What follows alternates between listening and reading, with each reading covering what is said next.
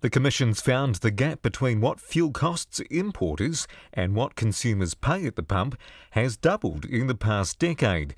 It says the major oil companies have a set of arrangements that are 30 years old. The watchdog wants to see changes at the top of the supply chain in the wholesale market, where the three main fuel companies, Z Energy, BP and Mobil, import, process, store and distribute 90% of New Zealand's petrol and diesel. Commission Chair Anna Rawlings says that dominance gives them an advantage. The flow-through of competition effects from wholesale to retail is something that we would expect to see in any market, that if you have a good degree of wholesale competition, then that can facilitate competition in retail markets as well. Z Energy is the country's largest fuel retailer. Its chief executive, Mike Bennett, rejects the Commission's suggestion that many fuel companies are earning returns on their investment that are higher than what it would consider to be reasonable. So when returns are quoted as being unreasonable, that's not to say that if they were reasonable, that the benefit to consumers would be in the sort of 10 to 20 cents a litre type basis. As I said, our profits are between 4 to 5 cents per litre.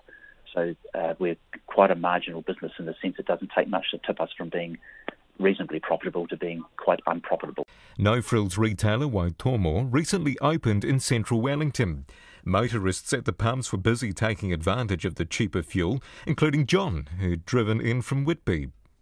Well, in Whitby, it's $2.29, so what's that, 24 cents less. So you think consumers like yourselves are paying too much? Oh, definitely, definitely. What's a more realistic price, do you think? Well, I'm not an expert in it, but certainly if Waitomo can sell it at $2.05, why can't the rest of them do it? Ute driver Warren has noticed that competition is a big driver of prices. If these people can do it, and obviously up the road at Caltex they've dropped the prices to meet the competition here, so why can't everyone do it? Yeah, and do you sort of shop around? Yeah, I do shop around, yeah. And what have you found when you've done that? Well, you have to go far and wide. I don't think it's economical to drive 20 kilometres just to get a few cents off a litre of fuel. Up the road on Wellington's waterfront at Z Energy, Tina driving her thirsty V8 Falcon. Yeah, she's a Falcon, Ford Falcon V8, unfortunately. So yeah, but when you get to stack your discounts here, it works out pretty good. The Commerce Commission noted that pre-tax petrol and diesel prices in New Zealand are among the highest in the OECD. Tusha, who's moved here from Australia, can't believe how expensive fuel is. Coming here, prices of fuel are just exorbitant. It's ridiculous amount, $2.30, over $2.30. It's quite expensive.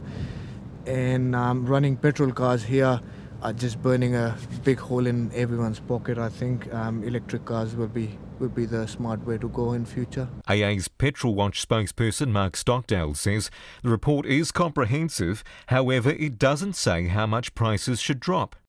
Are we paying 5 cents a litre too much, 10 cents a litre too much, 20 cents? We just have no idea. And we don't know how much lower they could fall if the market was more competitive, particularly at the wholesale end. And he notes that tax takes up a fair chunk of the retail fuel price, and that's unlikely to drop. The Prime Minister, Jacinda Ardern, says the report confirms what she already knew. New Zealanders are being fleeced at the pump. Well, I can give them a guarantee we're not going to stand by while they continue to be fleeced. It's not right. It's been happening over the last decade. Unlike the last government, we're going to do something about it. However, the opposition leader Simon Bridges says it's the Prime Minister that is the fleecer-in-chief. In the last term and this term, we're seeing petrol taxes going up 24 cents. That's more than 3 terms under National. And that's the issue here, the primary issue that's drived up prices in the last wee while. The Commerce Commission will present final recommendations to the government in December. For Checkpoint, call Jonathan Mitchell, 10A.